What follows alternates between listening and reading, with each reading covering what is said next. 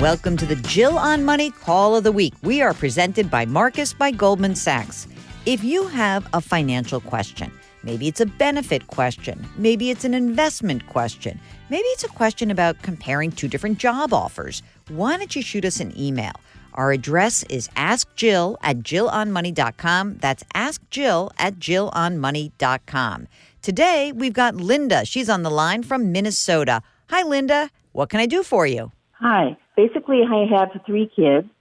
2 are single, and my middle child is married with a 3rd child on the way. Mm-hmm. And discussions have come up over 2 things. One, gifting of money, because I've been able, because they have a family, to gift them more money recently than my other 2 are getting. And then the issue has come up about the discrepancy in the amount of money one family is getting over the other 2. And the other question is the will that they feel I had told them.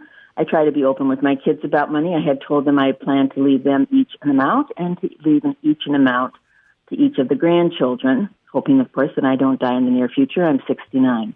But they have taken issue with that and feel that it should just be even Steven. So, how do you feel about that? Well, my preference, obviously, is to leave something to my grandchildren, and even my son that has the children is willing to say thirds is fine because he doesn't want to have any family strife. Okay. So I guess, I should go along with that. I have problems because I do want to leave things to my grandchildren. Yeah, no, I get that. And, you're allowed. It is your money, after all. So I know that we all try to kind of maintain the family dynamic and hopefully not make anyone feel hurt or upset. How much money do you have, Linda? I have about $6 million. Okay. And right now, if you said you're 69, you're healthy, how much are you gifting? Are you doing $15,000 a year as just the annual gift to each of them? And then that I have been lately. My mother passed away this past year, so I did gift them each money on her behalf. Okay. But from your $6 million, are you doing $15,000 a year to each? Yes. Okay. So 15 to the single youngest, 15 to the oldest. Then you have your married son. Are you also gifting to your daughter-in-law? I have in the past. This year I did not because this issue has come up. Okay. But I have gifted to my 2 existing grandchildren because they need help with school tuition and things like that. Gotcha. So there are 2 grandkids or 3? There are 2 with a 3rd on the way. Oh, how exciting, Grandma. Okay. So I think that there's lots of ways to skin this cat. One could be that instead of you gifting to the grandkids, you said there's private school that they're going to, right? Yes. Well, first of all, instead of giving a gift to them, you could just pay the private school tuition directly without anybody really knowing. I don't really necessarily think that the other kids have to know every single thing you're doing. And you could do that and be outside of the gift tax exclusion because when you give directly to the institution, it doesn't count as a gift. You're just making a payment. So that's one idea. The second idea is to say that maybe today, while everyone needs extra money or maybe today you say, I'm going to make these gifts, but you might want to equalize things upon your death where you say, hey, we'll keep track of all of this. And that when I die, the 2 single kids might get a little extra money and leave it at that. That's kind of where they get the benefit. That's what I had suggested. And I think they are questioning my bookkeeping, but I guess I wondered how to do that, write that in a will. I do have a log of how much I've given to every child, and I had planned on making it equal. So I think that's but I just wondered how I would put that in a will. So have you seen an estate attorney? Yeah, that's on my next thing to do. Okay, so the estate attorney will absolutely help you with that, and it can be written into a will. And it could be that the kids will get some, the kind of will true up all the numbers at death, and it could also be that you say to your kids, I don't want to penalize you. I want this to be fair, but I really do believe in the next generation. And if you never get married, then we'll make sure the money comes to you. We'll get you there.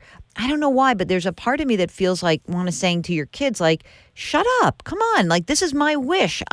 I worked hard and I've accumulated these assets, and we're all going to be very fortunate. We're all going to have plenty of money, and this is really kind of nitpicky. So that's me just protecting you, Linda. I think that you can write this in to a will. You'll talk to the estate attorney. If the kids don't trust your bookkeeping, which is silly, guess what? You could have a spreadsheet if you want. You can have a Google Doc that everybody can see. And if you want to kind of I hate to say this because it's sort of like a little fib, but if you do want to say to your kids, I am going to pay for some of this private school, and I will make that direct payment, and you will actually be able to benefit from that if you have kids, and if not, it'll all equal out in the end. And that's the answer. I think that if there's a big pushback after that, then I think we have another conversation to have, which is bring all the kids in to the estate attorney and say, here's the document, here it's done. It will all be trued up, and that's the deal. Everyone's going to have to be a little bit flexible in their thinking, including you. And I know you're trying to satisfy everybody. And I feel bad about that because in some respects, it doesn't all have to be even Steven. There are other things at play here. Let me ask you one other question. The two single kids, how are they doing financially? They're okay. They both are okay. The other issue, which is a separate one, is my middle child had the most postgraduate loan. The other two have no postgraduate loans. So that was the other thing that was in the mix. And I had promised to get them through undergraduate school, but I had said that they would be on their own for graduate school. Okay. And that's the middle child with the kids has the most postgraduate loans? Right. And so that's what I partly reacted to, that I felt like I didn't want him to start his new life with his family with this huge loan. So don't worry. What does he do for a living? He's a lawyer. He's a lawyer? Okay. Yes. How much does he have in loans? Well, he had up to $300,000 worth in loans. Holy smokes. But he'll pay it off. He's paying it off, yes. All right.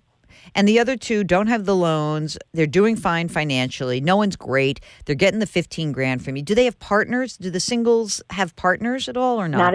Not at this point. Do they have debt as well that's still outstanding? No, neither of them have any debt. They sound very eligible with the mother with $6 million and no debt. I think I could get them both. I could get them hooked up pretty quickly. I think you're going to solve this problem with the estate attorney. You are also entitled to put your wishes in writing. You are perfectly entitled to make different choices. You don't have to necessarily make it all even Steven today, but if ideally over time that you wish to make it even Steven, then you can do that and you will be able to do that. Who's managing the $6 million right now? You? No, we have a financial planning person. Okay. Are you married or are you single? I am single. Okay. Now. Okay. I just feel like the advisor could help you with this. You could say to the kids, look, the advisor's going to keep track of this, or the estate attorney. You can have some sort of collaborative effort. Don't worry, it's not me. I'm not going to fudge them. Boy, they don't trust you. Yes, I know. I trust you. That's one of my concerns, but that's a separate issue. I know. You have to go to therapy about that. I'm sure that doesn't feel nice to you, especially when you're being quite generous. So, I always had this weird thing with parents that I want parents to know that not every child should be treated exactly the same. It seems to me that you're doing a really lovely and wonderful thing. And if the kids are going to be a little grabby and upset about this, it can probably be resolved. And then maybe we don't have to talk about it anymore, because I think that these are the kinds of conversations that can breed some really bad feelings. And I think as long as you're willing to talk to the attorney and square everything up at death, then the kid should be fine. They should also know that, I don't know, if maybe you say, well, guess what? If I need to square things up because my single youngest child is going to buy a house and I'm going to help him or her with a down payment, you can do it that way. So I think life will give you plenty of opportunity to make this even Steven if that's what you want to do. My hope for you is that you can get this settled, that you can make everyone satisfied, and then we really don't have to talk about this again. And if they do need help, and I think you can also say to them, look, if you need something, if something comes up, you come to me. You know that I have means and I will be happy to help you out. But today I want you to be self-sufficient, and I'm here for you if something bad were to occur. But, my job as a parent is to make you self-sufficient, and that's what we're doing. All right? Okay. I appreciate it. Thank you very gosh, much. I'm sorry you're going through this, but it's a very common problem with people that they feel compelled to make sure that everyone is treated fairly and equally. So good luck. Let me know how it goes with the estate attorney, okay? Okay, great. Thank you so much. Take care.